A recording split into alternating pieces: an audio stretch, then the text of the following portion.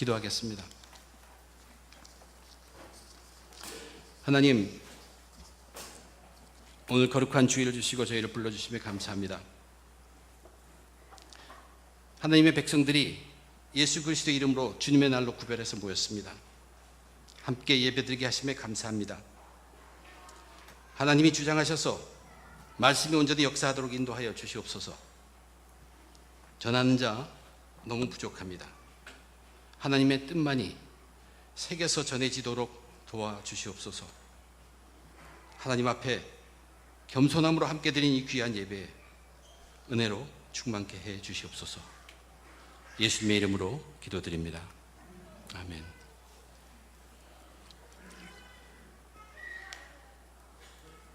오늘 본문은 모든 사람들에게 참으로 중요한 사건을 기록하고 있는, 모든 인류가 다 알아야 할 내용입니다. 십자가 사건에 관련된 기록, 이것은 분명히 하나님의 일입니다. 하나님과 상관없이 살아가는 사람은 없습니다. 단지 자기가 하나님과 관계됨을 모를 따름이지 어떤 누구도 하나님과 관계됨 없이 살아가는 사람은 없다는 것입니다. 십자가는 하나님의 일들 중에서도 너무나 중요한 중점된 일이기 때문에 모든 인류는 한 사람도 빠짐없이 이 십자가에 관련된 사건을 명확하게 알아야 합니다. 그것이 하나님의 뜻입니다. 이 십자가에 걸쳐진 그 사실을 알고 예수를 믿게 되면 그 사람은 그 시간에서부터 이 세상의 삶을 사지만 이 세상에서 그 전과는 다른 삶을 살기 시작하는 것입니다. 그렇지만 이 십자가 사건을 알지 못해서 예수를 모르거나 십자가 사건을 알면서도 예수님을 믿지 못하는 사람들은 아무리 이 세상을 산다고 해도 그 삶의 순간이 심판의 삶을 사는 것이라고 성경은 얘기하고 있고, 그리고 결국에는 지옥불에 갇혀서 고통당하게 될 것이라고 성경은 말합니다. 오늘 본문은 어떻게 예수님께서 십자가에 처형당하시게 되었는가에 대한 역사적 사실을 기록한 내용입니다. 특별히 누가가 기록한 이 누가복음에서의 기록을 보면 길이는 짧지는 않지만 내용은 참 간단 명료하게 기록하고 있다는 것이 그 특징입니다. 우선 이 사실 전체를 보고 우리가 알 수 있는 것은 예수님은 십자가 처형이라는 엄청난 처형을 당하시지만 그분은 죄가 없다는 사실이에요. 죄 하나 없어요. 그런데 그 처형을 당하셨습니다. 이 속에서 우리는 인간이 얼마나 악한가, 자기들이 바르다고 정당하고 싸우고 있는데 얼마나 악한가를 보게 되며, 모든 인간이 이 예수님이 십자가를 지는 그 일에 등을 돌리고 돌아섰다는 것을 우리들에게 보게 합니다. 물론 여인들이 예수님을 안타까워하는 그런 모습은 있지만 이 의도적인 기록이 우리들에게 주는 것은 뭐냐면 어느 한 인간도 예수님이 십자가의 길을 가는 길에 함께 가지 못했다는 것입니다. 이것이 하나님의 뜻이었습니다.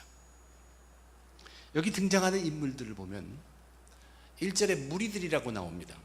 근데 이 무리들은 영어 번역은 확실하게 기록되어 있어요. The body of assembly입니다. assembly body. 그러니까 공회 무리들이에요.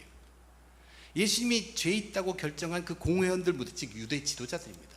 1절부터 7절까지의 그 사진은 유대 지도자들과 빌라도와의 대화입니다. 근데 이들은 이미 시기심과 미움 때문에 마음을 결정해서 이분 예수를 꼭 죽여야 한다는 마음을 정한 사람들입니다. 그리고 헤롯이 잠시 등장하고 13절 후에 무리가 떠나옵니다. 근데 이 무리는 그 첫 번째 무리와 다릅니다. 이 두 번째 무리, 13절에서 나온 무리는 헤롯에 갔다가 다시 돌아온 예수님을 재판하기 위해서 빌라도가 모은 무리입니다. 빌라도가 모은 무리는 유대 지도자뿐만 아니라 백성들도 거기에 포함되어 있습니다. 그래서 13절 이후에 이 무리들은 유대인 전체를 상징합니다. 그리고 오늘 그 사이에 이제 헤롯에 대해서 잠시 이야기하는 것은 누가복음에만 기록된 내용입니다. 헤롯은 로마 사람은 결코 아니에요. 유대인 땅에서 유대인들과 섞여 살면서 유대인을 통치하는, 그러나 그의 출신은 에돔 사람입니다. 에돔은 아브라함의 조상이긴 하지만 야곱의 조상인 그 이스라엘 백성, 하나님의 백성으로 택함 받은 백성들은 아닙니다. 그리고 오늘 본문의 초점은 분명히 빌라도에 있습니다. 빌라도는 그 출신 성분이 어떻든 그는 로마인입니다. 그리고 그는 로마로부터 파송되고 파견된 로마의 총독입니다. 그래서 그는 이방인을 대표하고 있으며 그 이방인의 대표로서 이야기 속에 등장하고 있다는 사실입니다. 이 이야기 속에서 빌라도가 보여준 모든 그 행동들, 이것은 이방 사람들이 세속적으로 행하는 모습들, 전형적으로 그들이 세속적으로 행하는 모습들을 잘 보여주고 있는 것입니다. 그의 행동을 우리는 보면서 그 속에 있는 마음을 읽을 수가 있습니다. 하나님을 모르는 자들, 하나님을 거부하는 자들, 그들이 일상생활 속에서 세속적으로 살아가는 그 삶 속에서의 생각과 행위를 이 빌라도가 잘 표현해 주고 있습니다. 그런데 이 빌라도가 하나님과는 상관하지 않으면서도, 그런데 그가 이 판결의 재판장으로 등장합니다. 그리고 이 판결의 모습을 가만히 살펴보면 그래도 예수님을 어떻게든 죽이지 않으려고 모습을 보인 자, 노력한 자는 이 빌라도 뿐입니다. 참 아이러니합니다. 그의 목적은 꼭 예수님의 죽음에 있다고 볼 수는 없지만 어쨌든 예수님을 죽게 하지 않으려고 애를 씁니다. 그렇다면 우리는 그를 칭찬할 수도 있습니다. 그에게 감사할 수도 있어요. 또는 그가 그런 판결을 내릴 수밖에 없는 처지를 이해해 볼 수도 있습니다. 그러나 성경도 그렇고 우리도 그렇고 그런 것을 칭찬하거나 감사하거나 이해하려고 하지도 않습니다. 우리가 신앙으로 고백하는 사도신경에는 분명하게 이렇게 고백하게 되어 있습니다. 본디오 빌라도에게 고난을 받으사 십자가에 못 박혀 죽으시고, 예수님의 십자가에서 못 박혀 죽으신 것에 이 본디오 빌라도가 크게 좋지 않은 쪽으로 영향을 끼쳤다는 것을 명확하게 이야기합니다. 이 신앙 고백이 우리가 그렇게 외우는 이유가 뭔가?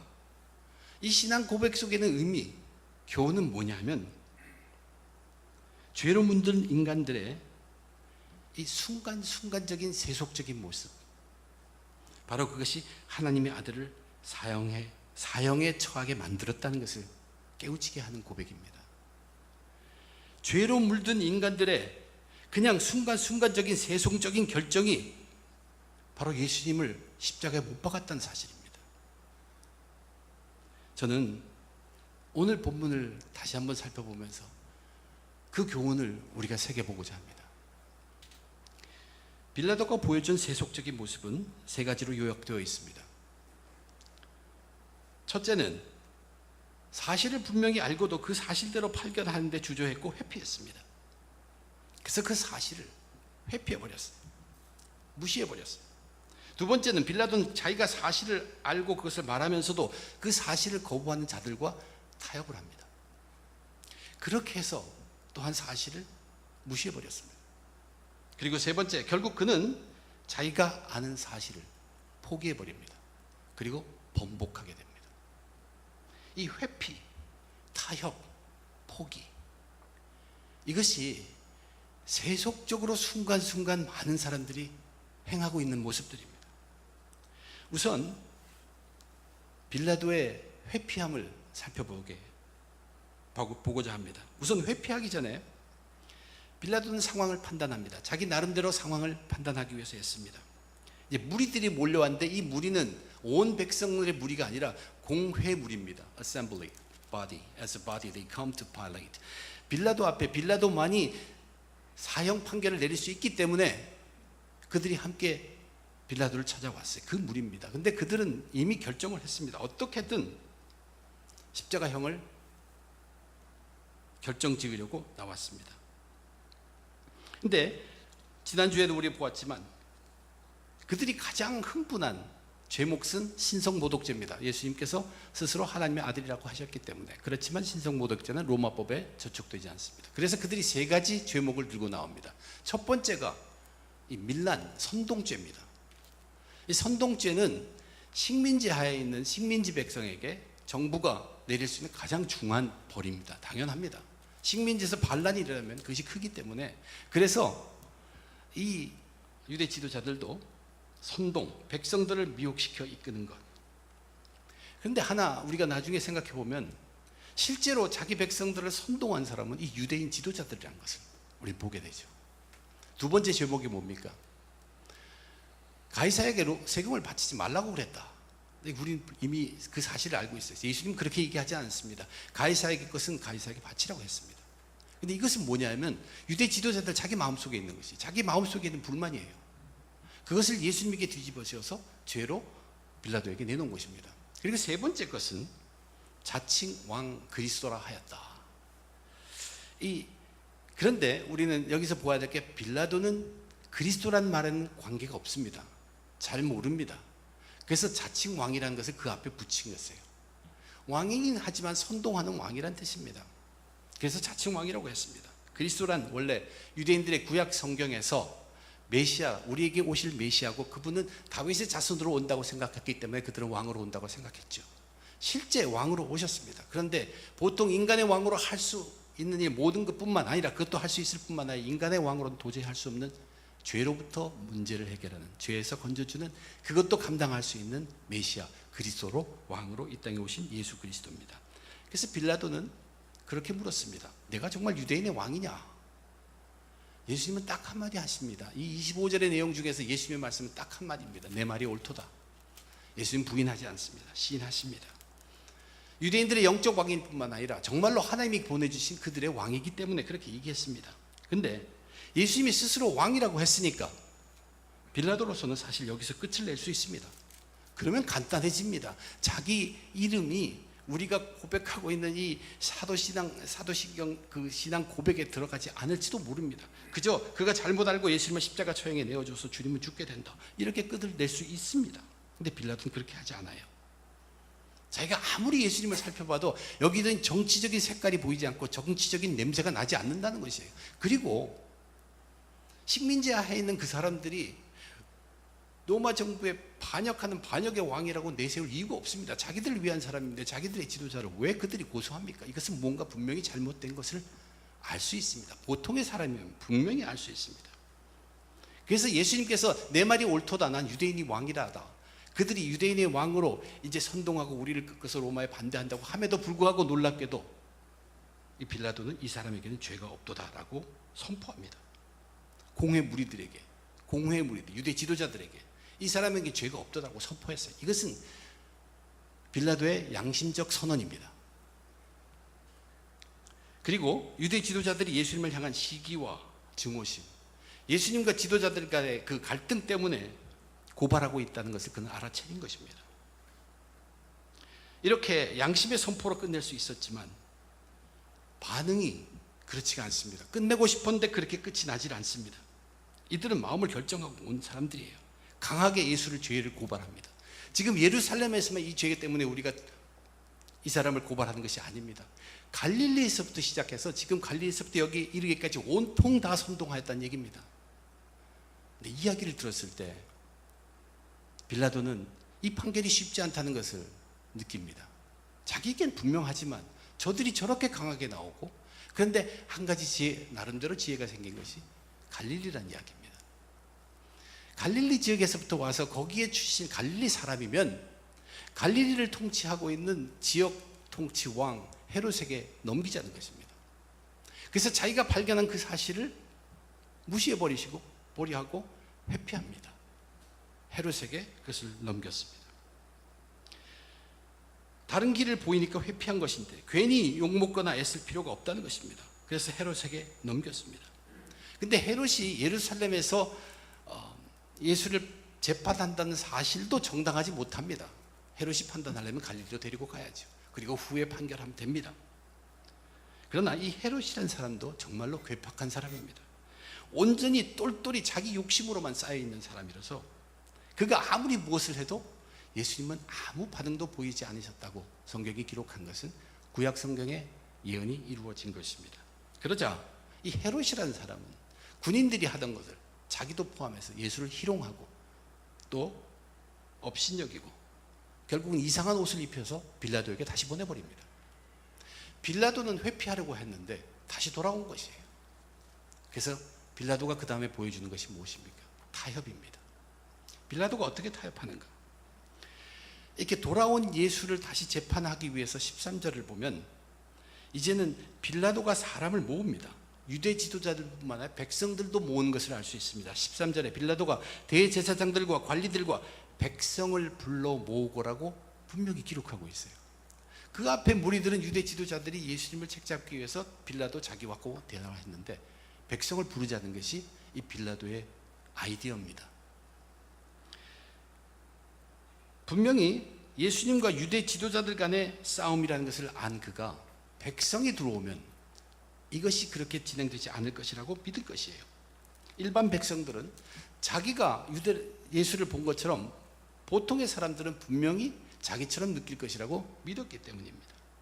사실 보면 이 유대 지도자들은 종려절 이후로 유월절 절기를 위해서 많이 찾아온 그 하나님의 백성들이 예수님을 기대하고 있는 모습, 그리고 선한 선지자라고 인정하는 모습을 그들이 보았습니다. 죽이고 싶지만 이 유월절에는 하지 말라고 넘기고 개혁한 것은 사람이 두렵기 때문이었어요. 근데 거기에 사탄이 개입합니다. 사탄이 유다를 깨워서 그를 몰래 잡을 수 있는 방법을 허락해 주는 것이에요. 예수를 체포하려고 해도 사람이 두렵습니다. 그런데 몰래 잡으면 된다는 얘기예요. 그래서 그들이 포기했던 계획을 시행하게 됩니다. 그것이 예수 잡는 것이었어요. 가롯 유다가 거기에 사탄이 들어서 예수를 몰래 잡게 되자 그들은 이제 이 예수를 죽이는 것을 진행합니다. 백성들이 다 있는 자리에서 이제 빌라도가 재판을 시작하면서 다시 한번 담대하게 얘기합니다. 너희들이 고발하는 그 죄들 나는 예수께서 찾을 수가 없다. 무죄라는 사실을 다시 한번 선포합니다. 근데 그러면서 이렇게 얘기해요. 그러므로 때려서 놓겠노라. 사실 이게 때려서 놓는다는 게 무죄면 풀어줘야 합니다. 때려주겠다는 것이, 때리고 놓겠다는 것이, 이 때림 때문에 백성들을 불러놓은 것입니다. 왜 때린가? 무죄라면서 때려 놓아주겠다는 것이 바로 이 빌라도의 타협입니다. 예수님을 불쌍할 정도로 때리는 것이에요. 그러면 뭐 유대 지도자들도 조금은 만족할 수 있을까? 그래서 그들의 의견을 철회할 수도 있을까 하는 그런 기대감. 근데 그것보다도 예수님이 그렇게 처절하게 맞는 것을 백성들이 보고서 저렇게 선한 선지자가 저렇게 맞아서는 되겠냐? 백성들이 유대 지도자들에게 반대할 것을 그는 기대한 것입니다. 그래서 예수를 처형하지 않을 수도 있게 됐다고 계산했을 수도 있습니다. 그러나 타협은 했지만 이건 정당한 협정이 아닙니다. 우리가 정당한 협상을 하거나 그럴 때는 자기가 손해볼 것을 각오하는 것입니다. 그리고 바른 사실을 지키는 것이죠. 그러나 빌라도는 지금 자기가 손해볼 것은 하나도 없습니다. 오히려 예수님만 거반 죽는 것입니다. 그래도 예수님으로 봐도 생명은 건진다는 것이죠. 그리고 오늘 본문을 보면 17절은 없음이라고 성경이 기록되어 있습니다. 이 없음의 내용이 뭘까? 이제 덜어는 그것을 기록해 놓고 있는 데가 있고 그 다음 사건으로 보아서 이 17절에 없는 내용은 뭐냐면 로마 총독이 이 유월절 절기를 통하여 죄수 중에 한 사람을 사면할 수 있는 권한이 있다는 얘기입니다. 자기는 예수님을 당당히 사면해서 풀어줄 권한이 있지만 그래서 그렇게 그냥 보내도 되는데 나는 너희들이 그렇게 얘기하니까 나 때려서 놓겠노라라고 다시 한번 선포합니다. 빌라도가 세 번째 말하되 이 사람이 무슨 악한 일을 하느냐? 나는 그에게서 죽일 죄를 찾지 못하니 때려서 놓으리라. 그런데 여기 일반 백성들이 전과 같지 않습니다. 그들은 이미 철저하게 지도자들에게 선동되어 버렸습니다. 그들에게 기대한 것은 빌라도가 기대한 것은 그들이 예수님을 동정적으로 선지자로 보면서 구해줄 것을 기대했지만 그들은 예수님 편에 서기는커녕 십자가에 못 박아 죽이라고 한 입으로 목소리를 모아서 외치고 있다는 얘기입니다. 만약 총독 내가 권한이 있어서 사면을 해주고 한 사람을 풀어주려면 밀란을 일으킨 살인자는 바라바를 살려줄지언정 이 예수는 십자가에 못 박아야 한다고 그들이 크게 소리치고 주장했습니다. 빌라도는 타협을 시도했지만 그것도 실패합니다. 근데 우리가 궁금한 것은 왜 여기 백성들이 이렇게 변했냐는 것입니다.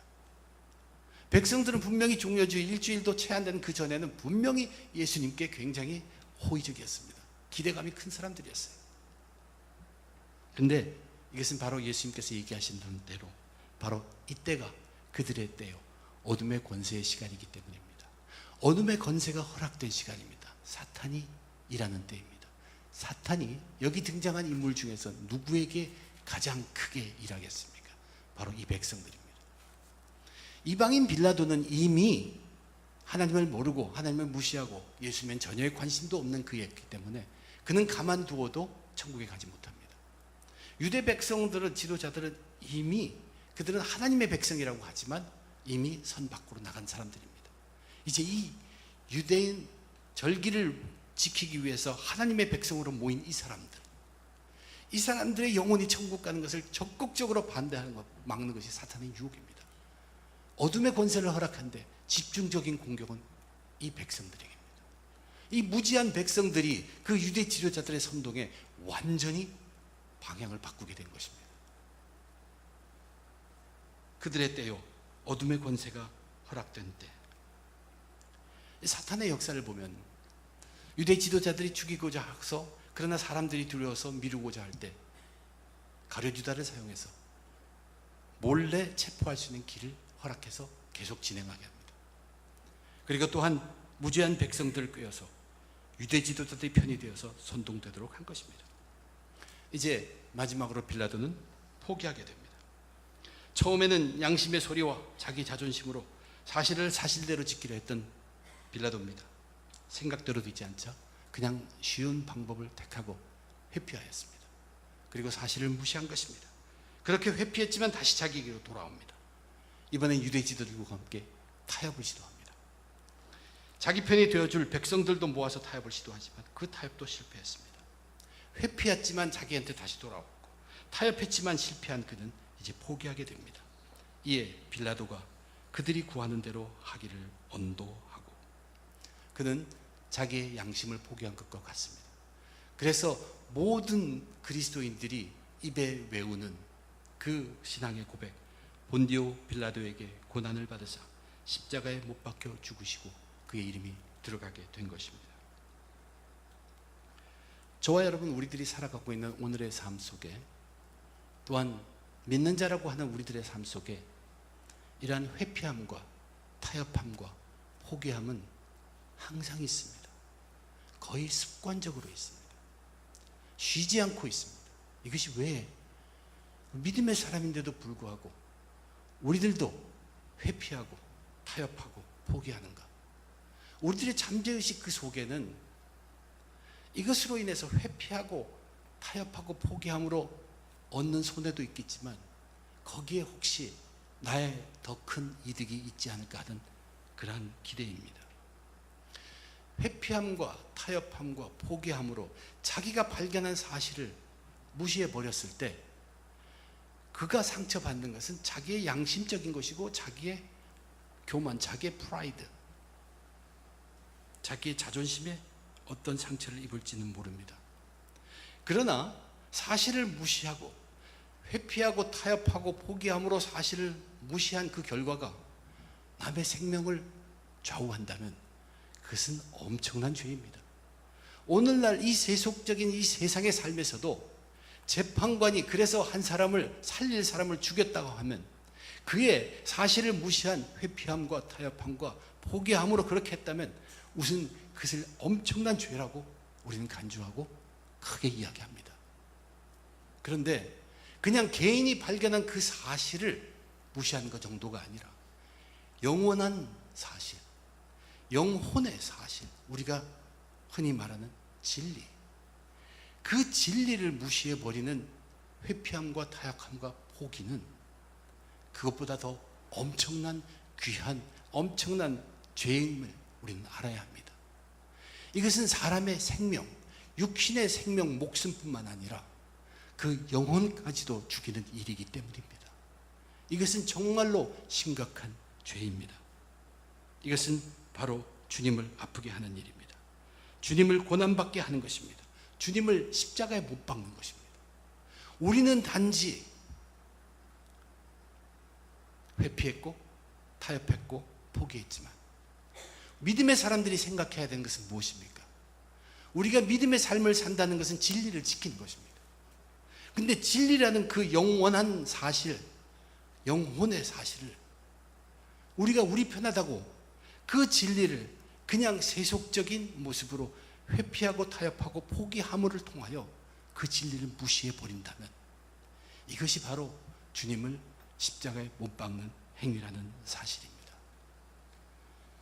믿음의 사람들이 믿음으로 살아간다는 것, 진리를 지키며 살아간다는 것, 말씀대로 실행하면서 살아간다는 것은 믿음의 사람들에게는 생명처럼 중요한 것입니다.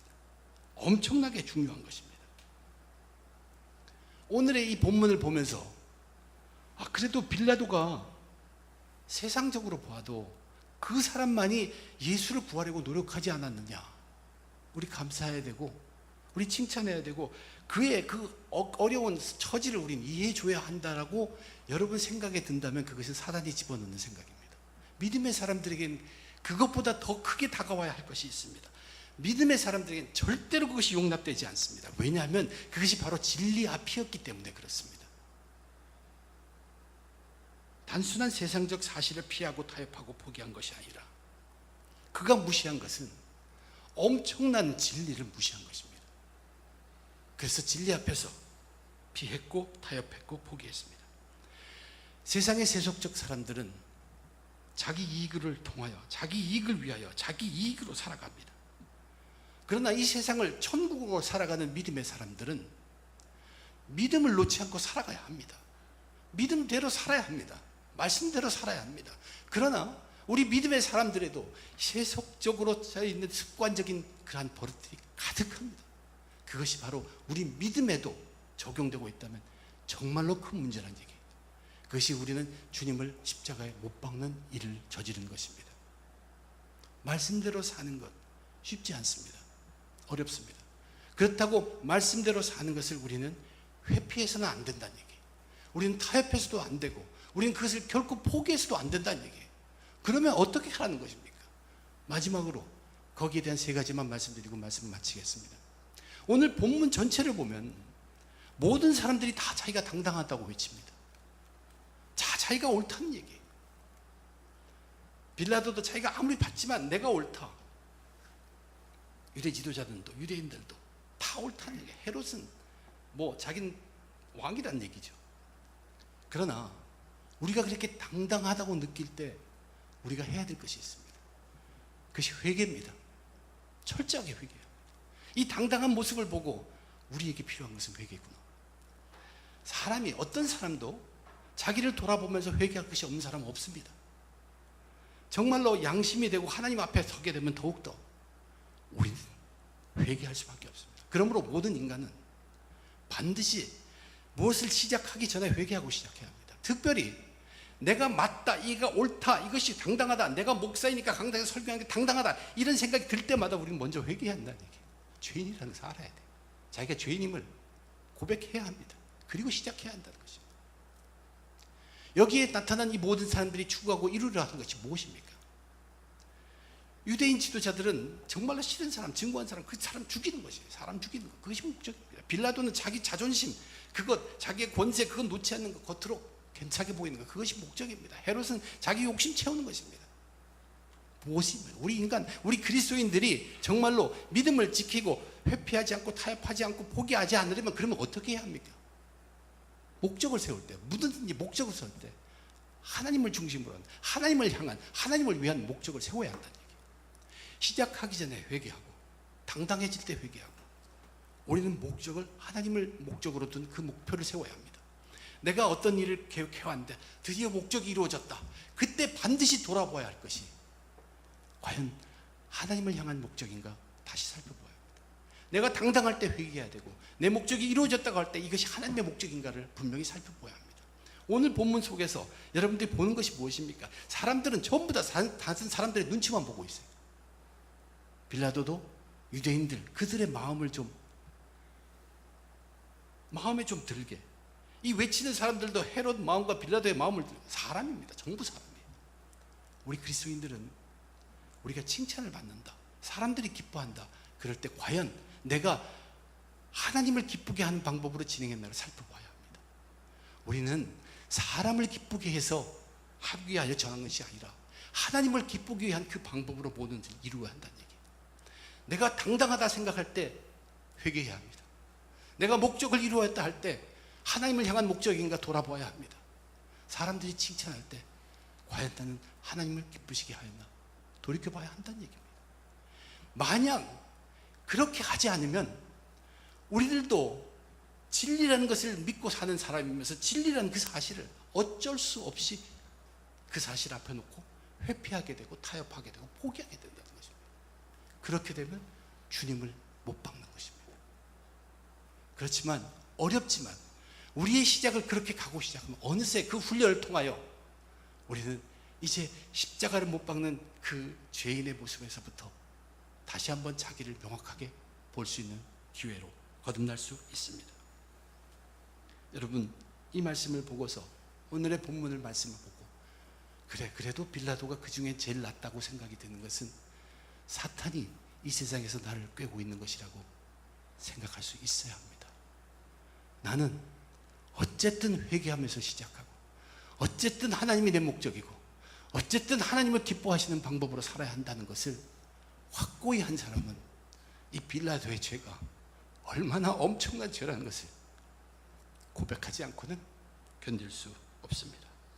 저와 여러분, 우리는 어떠한 상황에도 어떤 여건에도 진리를 회피해서는 안 됩니다. 진리를 타협해서도 안 되고 진리를 더욱 포기해서도 안 되는 믿음의 삶을 살아가야 합니다. 우리가 믿음대로 산다는 것, 진리를 지키려고 애쓴다는 것, 이것은 믿음의 사람들에게는 육체의 생명이요 영혼의 생명을 지키는 것이라는 것을 잊지 말아야 합니다. 저와 여러분, 우리들 습관에 젖은 대로 세속적인 모습에 굴하지 않도록 늘 깨어 있어야 합니다. 회피하고 타협하고 포기하는 삶 버리고 이 진리라는 것, 그것이 주어졌을 때 믿음을 쓸 수 있을 때 그냥 슬쩍 버리지 말고 피하지 말고 진리를 세우기 위하여 타협도 하지 말고, 그래서 결국 진리를 절대 포기하지 않고 끝까지 살아가는, 말씀대로 살아가는 믿음의 삶을 살아가는 성도의 삶을 사는 그리스도인의 삶을 사는 저와 여러분 다 되시기를 주님의 이름으로 축원드립니다.